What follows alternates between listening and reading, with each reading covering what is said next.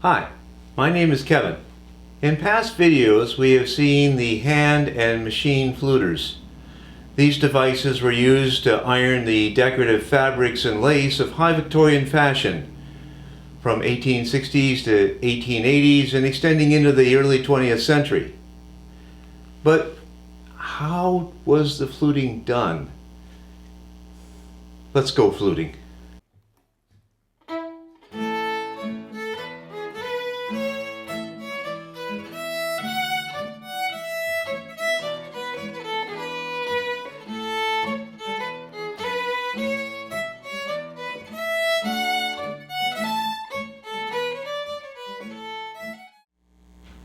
In order to see how the fluting was done, we'll look at three old friends from previous videos.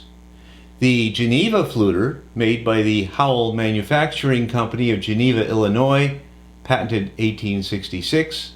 The Shepherd slug fluter, made by the Shepherd Hardware Company of Buffalo, New York, in 1878. And the American machine fluter, made by the American Machine Company of Philadelphia, PA, with patents through the 1870s. So how were these used? The procedures are plainly stated on the irons. If I go to the bottom unit of the Geneva fluter, it says heat this. If I go to the slug in my Shepherd slug fluter, let me take this out, it says put this on the stove. So the bottom units were heated. The top units, to use the language of the time, were cold handled. Bottom units heated, this was cold. Which meant, by the way, that you didn't need any fancy gloves or claws to keep your hands from being burned here. And that, by the way, is plainly shown in our famous Geneva fluter trade card, which shows our young woman here merrily fluting her blouse without any gloves. So, with all that said, what we're now going to do is we're going to go into the kitchen and we're going to mix up some starch and we're going to heat these guys up. Okay, so this is our third iteration of the process. The first time we used the quick elastic hot starch. This has actually got a flat iron on here. We bought this online years ago, and looking at the box, it's probably from the 1950s, and we did a run through with that. We weren't happy with the results, and we weren't sure if that was because we did not follow the directions or that the batteries have been used up in this mix. Besides that, I think we want to do something that the rest of you can repeat in your kitchen if you wish without having to order something from eBay. We have here some 100% pure corn starch, and obeying the directions here, also available on quilting pages, we have 2 tablespoons of the starch. We're going to mix with a 1/4 cup of lukewarm water, and we're going to thoroughly stir this to dissolve this in here, and then mix with 2 cups of boiling water, and 1/2 quart of boiling water. So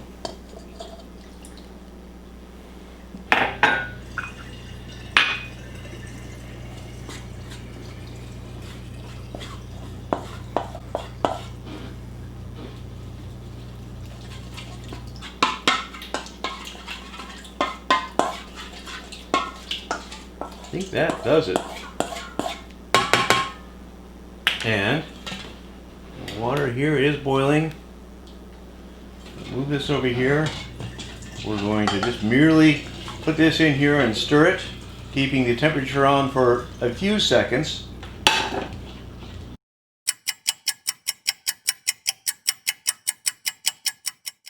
We're going to let this cool down, and then we're going to soak the fabric into the starch prior to fluting.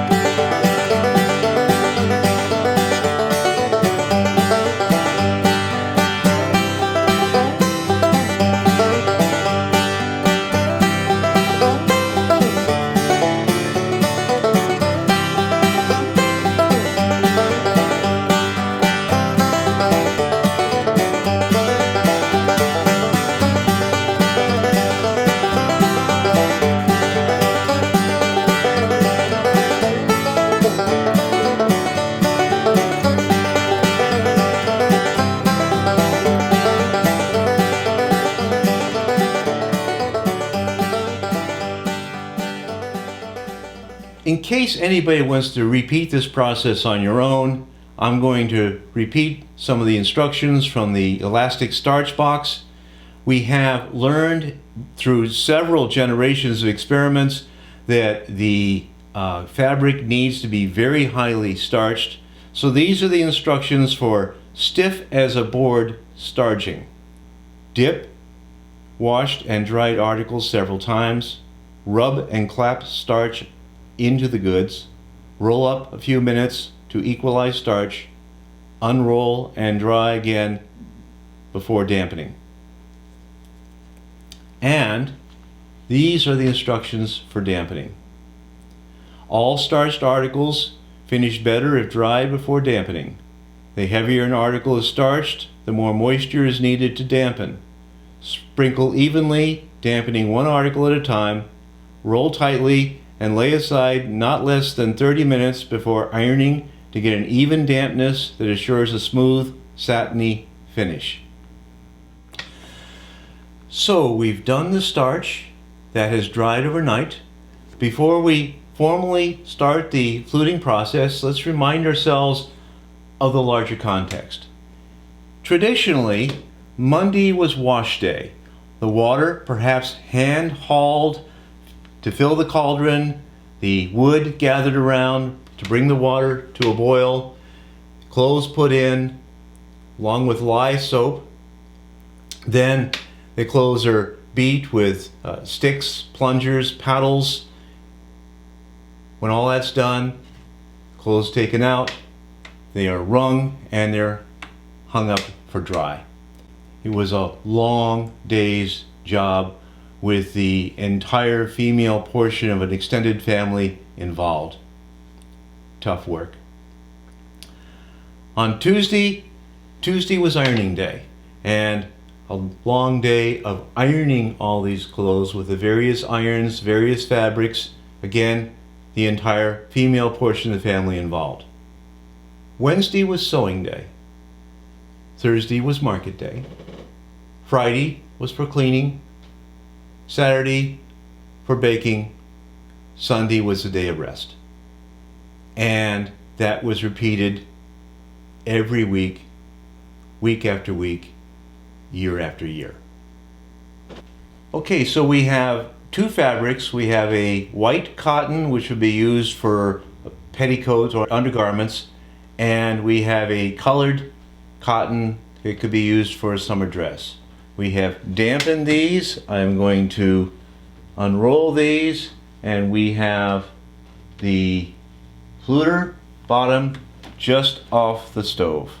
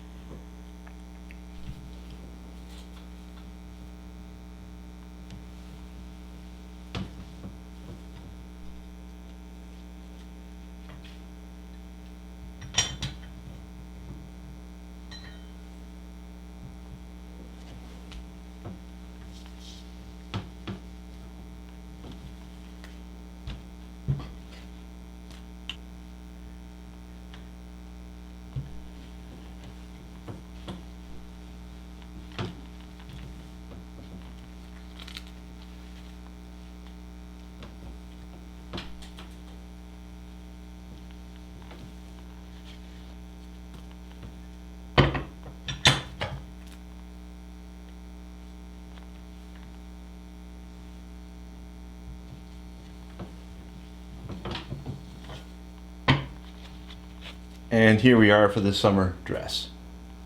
So we are ready for the shepherd slug iron. We have the cloth. Here comes the slug.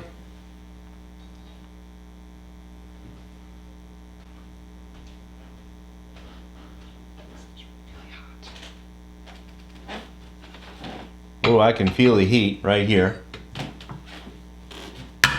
Now, the Geneva fluter bottom heats directly, comes in very hot, and we can get right to it. We have experimented with this before, and for the slug fluter, it takes a while for this to heat up. So I'm not really feeling it yet. It'll take a minute or two.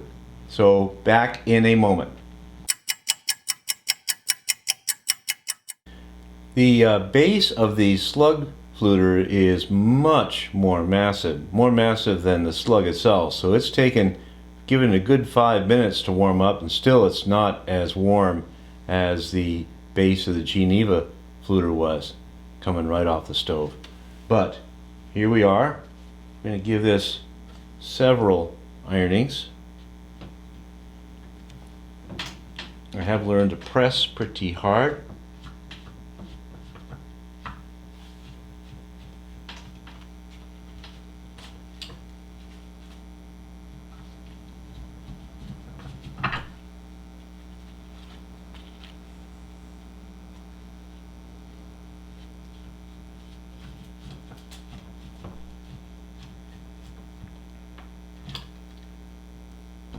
And here is what it looks like. Fairly good, but I still wonder if there's something we could be improving on in the process of the amount of starch and the amount of dampening.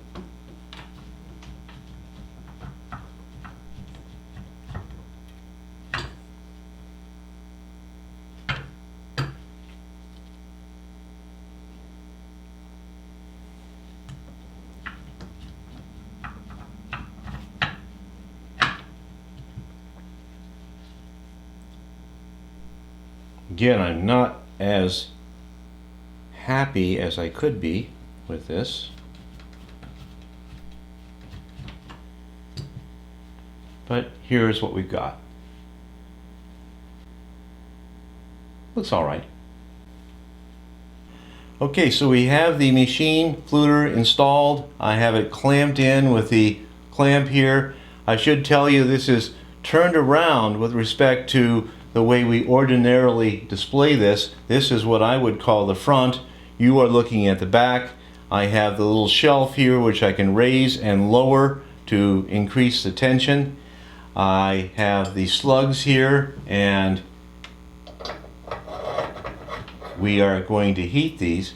For all the variety of machine fluters, I'm a bit surprised that there weren't specially designed, built heaters for the slugs.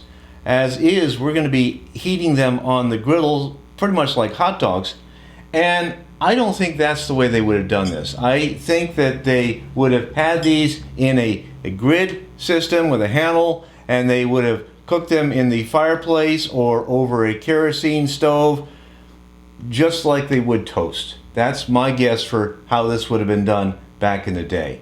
So we will be back in a moment. Okay, we are unwrapping the cloth for the machine fluter demonstration. And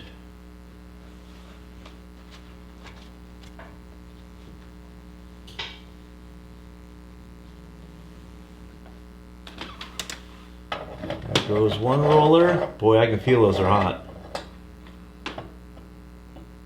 Both in? Okay, then we have learned through experience that we need to let this heat up for a while, so again, a little more time is going to pass. We did this a front time around and we think it was over damped, so we have done it again. We think that just slightly dampened the heat here then takes out the rest of the moisture and sort of fossilizes that into the pattern that we want. We are ready to give this a try.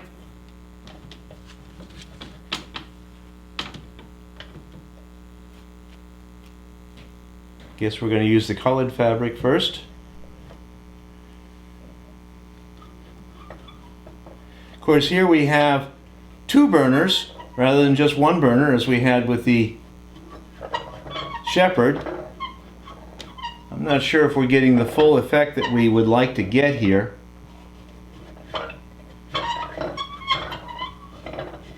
We are going to try the white fabric. Ooh.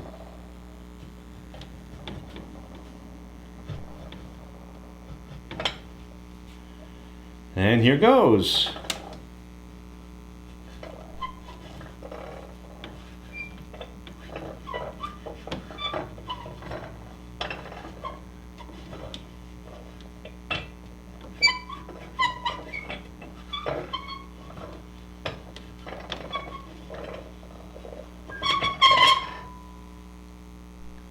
Okay, we are now going to compare how each of these machines performed.